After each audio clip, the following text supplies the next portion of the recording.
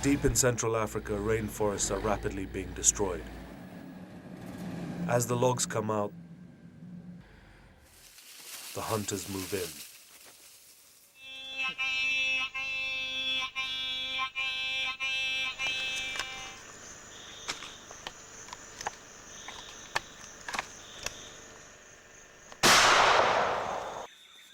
Great apes are under siege.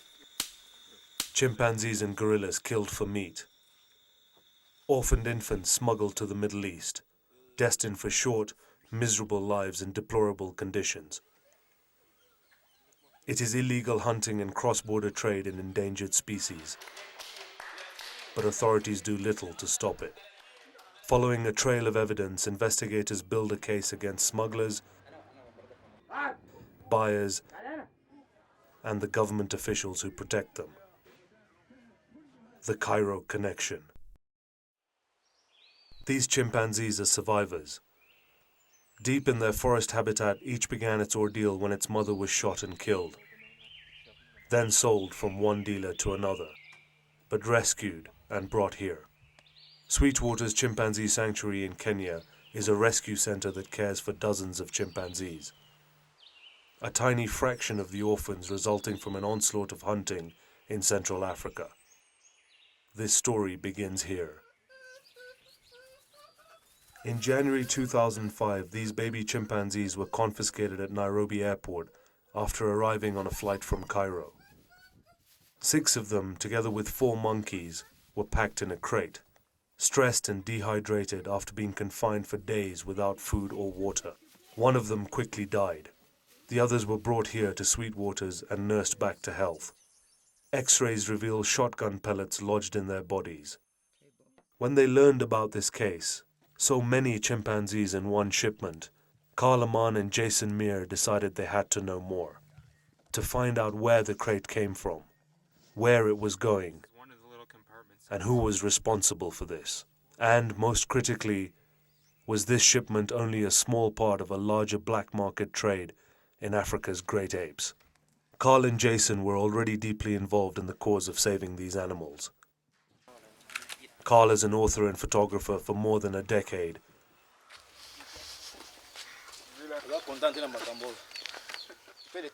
Jason as an independent investigator and chimpanzee activist. This is the fight manifest. Most of their work has been focused on the enforcement of national and international laws that are supposed to protect apes. All chimpanzees and gorillas are listed as endangered species under an international agreement called CITES, the Convention on International Trade in Endangered Species. Karl and Jason were fairly sure they knew the origin of the chimpanzees. Most probably Cameroon, a country that still has populations of great apes, but where illegal commercial hunting is now killing thousands each year. In the big cities of Central and West Africa, there's growing demand for bushmeat from wild animals. The meat of gorillas and chimpanzees is especially prized. Infant apes are frequently shot and killed with their mothers. But survivors are often captured by hunters and sold to dealers. When Karl and Jason reviewed the records of the crate shipment, their suspicions were confirmed. The crate had arrived from Cairo after being rejected by customs authorities there, but it had started its journey the previous day in Kano, Nigeria. Bound for Cairo through Khartoum with a passenger named Ahmed Ibrahim Abdul Shafi, holding an Egyptian passport. Checking further, Karl and Jason identified another passenger on the flights from Kano to Cairo, a woman named Heba Saad, an Egyptian widely known as a wildlife smuggler. After the crate of chimpanzees was refused entry in Cairo and ordered to be shipped back to Nigeria, it was loaded onto a Kenya Airways flight to Nairobi that would connect to an onward flight to Lagos. But Karl and Jason found that on the return flight out of Cairo, the crate was listed as accompanied baggage of a different passenger, an Egyptian woman named Wala Muhammad Ali Alua, Heba's daughter. Her crate was confiscated in Nairobi, but she was allowed to leave on the next flight to Lagos. One Egyptian official came forward to explain what happened at Cairo airport. It's a box, 6 ounces. And they don't know what is the number of the box exactly. He states that the crate was never taken to the quarantine office and that other animals, gorillas and parrots, were allowed to enter Egypt. There is chimpanzee, gorillas, and the monkeys. In Kenya, Dr. Joash Kirosi was the government's vet who made the decision to confiscate the chimpanzees. I was not very sure what I was dealing with because when I tried to ask for documents from Kenya Airways, the officer who had brought in, I think it was a security officer, he said I was just given these animals to be brought here and they are not for Kenya. Don't be bothered. They are on transit from Cairo to Nigeria. There was no address, there was no name on the crate, and there was no clear markings. So he was not very sure what he was dealing with, but he told me that from the noise, I hear maybe they might be puppies, but the way they are packed is not very good. So can you come and check? I locked them up in my office because I was not very sure because these people were insisting on transit and I feared that I have not seen the record, I have not seen the markings, I don't know what I'm dealing with. So I decided to lock them in my office, not in the cages, the normal way we do. We should not hide behind our mistakes. We should come forward and say, this went wrong. Kenya, we should admit, this is not the first time. It's been happening. Yeah, but as if you went small. Karl and Jason felt certain that bushmeat orphans were now being trafficked out of Nigeria to buyers in Egypt, and that the passengers Heba, Wallah, and Abdul Shafi were working together. This was a shipment that had obviously gone wrong for the smugglers. But how many others were succeeding? How many chimpanzees were successfully being smuggled to collectors? They were especially concerned that a shipment like this could have been accepted by airlines for international flights. A crude box with breathing holes that obviously contained live animal, but which had no required health certificates or CITES documents, and in no way meets the airline industry's minimum standards for containers with live animals. We have tried to present our evidence and what we have collected in terms of interviews to Kenya Airways executive. So far they have denied to meet with us. They learned that Kenya Airways has been a prime carrier for traffickers into Egypt. Its employees and agents routinely accepting to carry undocumented wildlife shipments in substandard containers. Karl and Jason decided they needed to find out more about the market for chimpanzees and gorillas in Egypt. Who was buying them and why? On repeated trips to Egypt, posing as tourists or videotaping with a hidden camera, they found the evidence they needed. As Karl and Jason learned, it's now fashionable here for hotels and restaurants to display exotic animals. Private collections, circuses and roadside zoos that have chimpanzees and even gorillas. In their investigations, they photographed or found solid information on 26 chimpanzees and 4 gorillas kept in private collections. One chimpanzee recently fell off this island and drowned, the owner simply replacing him.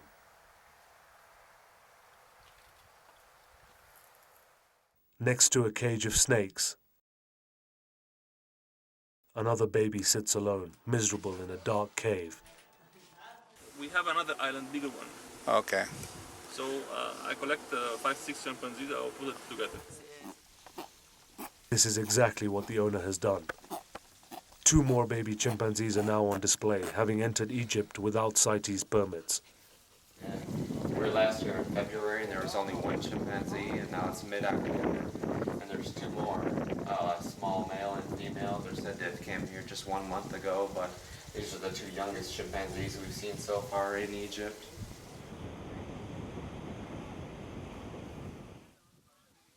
In the Egyptian tourist resort of Sharm el-Sheikh, 2 chimpanzees are locked in the private zoo of the Hosa Hotel.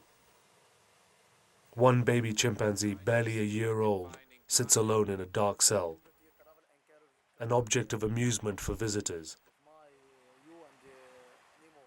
How much chimpanzee cost like this if I want to get one? دولار in Egypt. Dollars? Yeah. هو 5 6 30 on 5 $70. 5,000. Yeah, Mr. Ashraf, and you have in house and monkey small. Yeah. And three months. Oh, okay. Chimpanzee. Chimpanzee, yeah. Yeah, you can come back here in Christmas here in Mr. Ashraf. And Okay. come back in monkey small. In Sharm el Sheikh, and I have seen the two chimpanzees here at the Hosta place, but what time is open?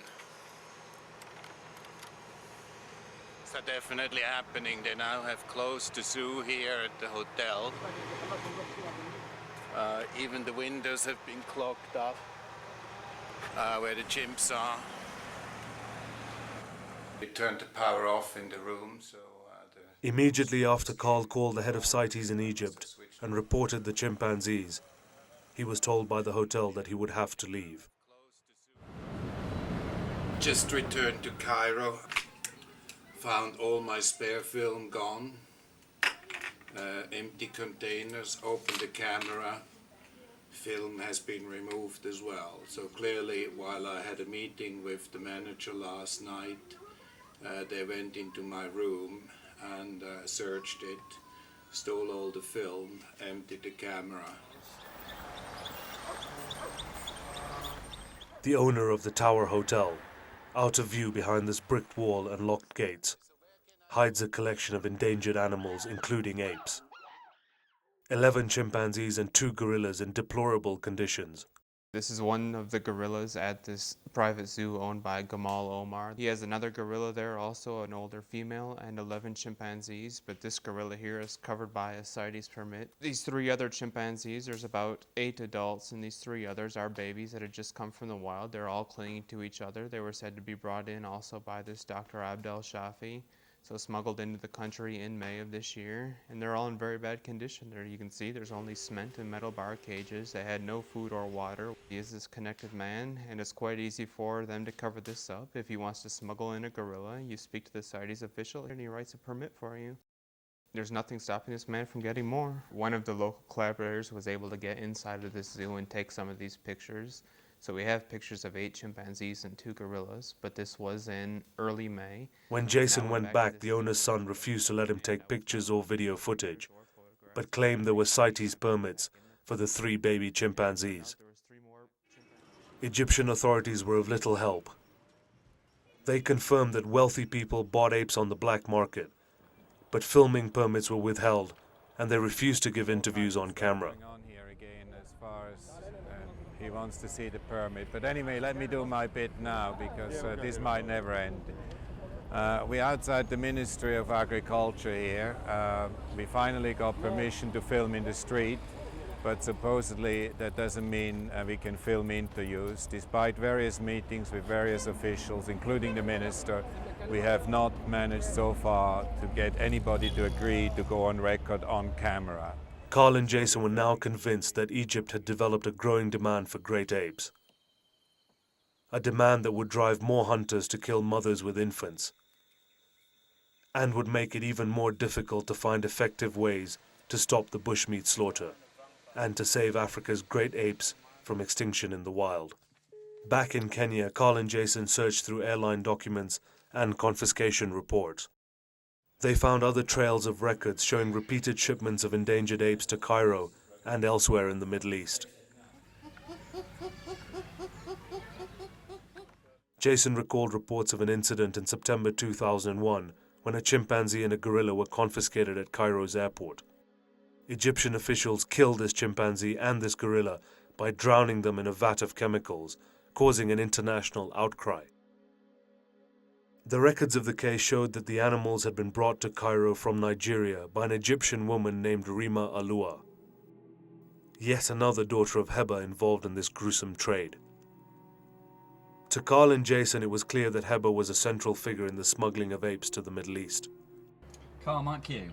She was mentioned in a report on smuggling issued in 1997 by the World Society for the Protection of Animals. I asked about who the dealers were, and the major dealer, all the time, the name that kept coming back to me was Mrs. Heba, who was an Egyptian lady who worked out of Kano and out of Cairo. These chimps and gorillas would come from Cameroon across the border into Calabar. They would then be sold. They would then be transported, usually overland on a bus, up to Kano, and from there they would then be sold on again to the international dealers. So bribing Nigerian officials to get false permits for export. The papers would describe cargo as monkeys, never as gorillas or chimpanzees. Based on the information he obtained from suppliers and crate builders, Pew estimated that Heba smuggled an average of 40 chimpanzees and 8 gorillas every year. His report was published, but no action was taken. Questioning officials in Cairo, Jason confirmed that Heba and her daughters had been implicated in wildlife smuggling for years.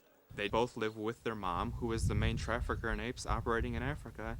They all three live in an apartment in Cairo, and we've been able to find documentation going back at least 27 years, proving that this woman has smuggled hundreds of chimpanzees and dozens of gorillas from Nigeria to Cairo.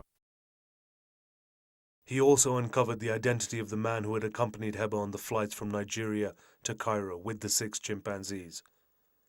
A medical doctor, Ahmed Ibrahim Abdel Shafi. I'm standing here in Cairo, standing in front of the office of this Dr. Abdel Shafi. We were able to find out that these female smugglers are working with this doctor. He's a pediatrician.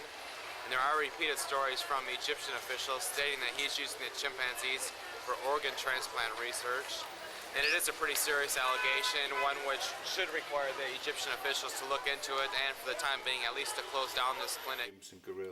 Karl and Jason now realized they had pieced together enough information to show that one family was responsible for a major share of the trafficking in African great apes to the Middle East. A Cairo Connection operating for almost 30 years. Some of their shipments have been confiscated, but they have never been prosecuted. Jason traveled to Kano himself to find out what has changed since the Whisper report, now nearly 10 years old. In this hidden camera footage, a wildlife dealer explains his history with Heba. Heba, you go take the parrot for before long time planted, and chimpanzee to carry go. Jason then found the house owned by Heba's family, which also owns a transport business with offices in Nigeria, Cameroon, and Cairo. The doorman at the house offered to sell Jason chimpanzees at a cost of $350. What part of Nigeria do they come from? Nigeria. What's he say? What he said? He said this chimpanzee. He said you can't get this here. He said let's in Cameroon. Cameroon bawahala. Returning to Cairo, Karl and Jason could not understand how Heba's family could continue this trafficking in wildlife with impunity. They obtained this hidden footage of Heba and her family. Everyone knew about them. They were found repeatedly with smuggled wildlife, breaking the law. Why weren't they arrested? And how could gorillas and chimpanzees be displayed openly like this in private zoos? These animals have been acquired in violation of an international agreement that is binding on Egypt. The Hosa Hotel even promotes its ape exhibitions on its website, in flagrant disregard of CITES. The hotel has recently acquired 3 more smuggled chimpanzees, and until they are no longer able to be handled easily, they are used to earn €5 per photo with foreign tourists, but will then be locked up and new babies smuggled in. British Prime Minister Tony Blair is a frequent visitor to the Tower Hotel in Sharm el-Sheikh, with black market chimpanzees and gorillas in its private zoo. Egyptian authorities told Karl and Jason there were no laws in Egypt for criminal prosecution of wildlife smugglers, but they learned there are in fact laws that could be used, but are simply not enforced. Officials also admitted that animals are bought on the black market for private zoos like this, supposedly supervised by the government and recognized as rescue centers. To Karl and Jason, that was a shocking admission. To say this kind of squalid confinement qualifies as a rescue center where smuggled apes can be kept and forgotten. If they do grow older and larger and are no longer cute and playful, who will care for them? Like Sweetwater's, there are internationally recognized sanctuaries for great apes in Africa. places where these intelligent and highly social animals can live in a natural and relatively free environment. Here there is a commitment to care for each animal through its lifetime, as long as 50 or 60 years. A financial commitment of hundreds of thousands of dollars for each animal. Karl told the Egyptian CITES officials that if Egypt had any intention to live up to the spirit of the convention, they should confiscate these apes and repatriate them to a recognized sanctuary. Karl offered to bear the cost himself. In Geneva, Karl went to the CITES Secretariat to find out why protections for these apes were not being enforced in Egypt. Are you satisfied with the results you got from the local management authorities who were investigating supposedly this last case, Egypt, Kenya, Lusaka task force? No, I don't think we are satisfied. I think there's a lack of communication between the various countries. It's unfortunate, particularly in this latest case, that the animals appear to have been intercepted almost at the airport in Egypt, and then were allowed to continue their journey. I don't think it's inappropriate that the animals should be returned, but they should be returned under control.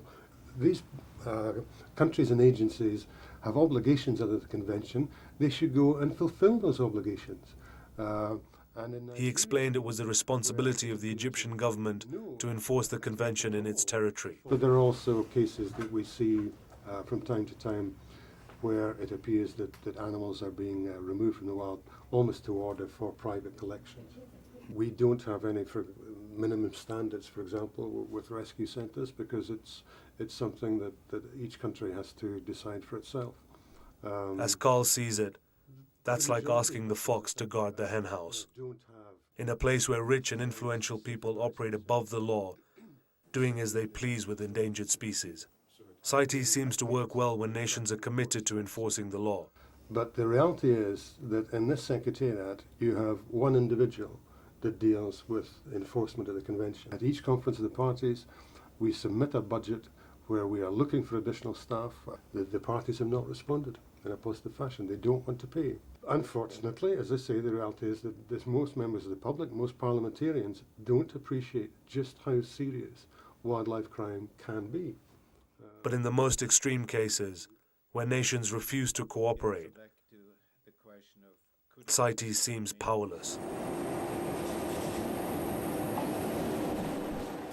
Karl went to the headquarters of Interpol, the International Police Cooperation Organization, to find out what role it could play in bringing wildlife traffickers to justice. Crime is crime, and that maybe some of these priorities have to shift in the future as to where wildlife crime fits. We use a system of notices. There's blue notices, which is a lookout system, which is basically keep an eye on this person due to known past criminal activities. That is the way we identify people. What you may call flag people depends on the member country requesting a particular notice for a particular person. On the eco-message side, it's a member country will fill out the pre-formatted message. The message then gets sent into Interpol headquarters. So it's always pushing them to don't forget to fill out this form to send it in, because they don't, some of them do not realize how important that information is to the overall. But this initiative would have to come from a government that is firmly committed to stopping trafficking. To date, Egypt has yet to issue a blue notice or eco-message about these smugglers. Will it ever? This area represents the best part of the Egyptian story. It represents our civilization, the times where Egyptians used to revere and respect lives. They were mummifying most of the animals. They loved baboons. The baboons for them represents Tot, the god of the patron of the scribes. It's another Egypt now. It's not Egypt that used to respect animals or life. I work for animal welfare, and I can't tell you how badly treated I am in my own country because I'm working in this field. Sorry to tell you, this is the latest fashion. Anyone who opens a restaurant or a rest house on the desert road has to have wild animals. Anyone, this is the latest fashion. And we spare our society for Animal Welfare is very concerned about them. We signed the CITES. So I want to know if a chimpanzee can be easily hidden. A chimpanzee is huge. How come the responsible, when they just traveled from Cairo to Alexandria, didn't notice a single chimpanzee and ask some question about it? So I think that this trading brings a lot of money to the smugglers and the person who closed their eyes. After following trails of evidence through months of investigations, Karl and Jason reached an inescapable conclusion. The international community is failing to protect Africa's great apes. As their populations are decimated by hunters, surviving infants continue to feed a thriving black market in the Middle East.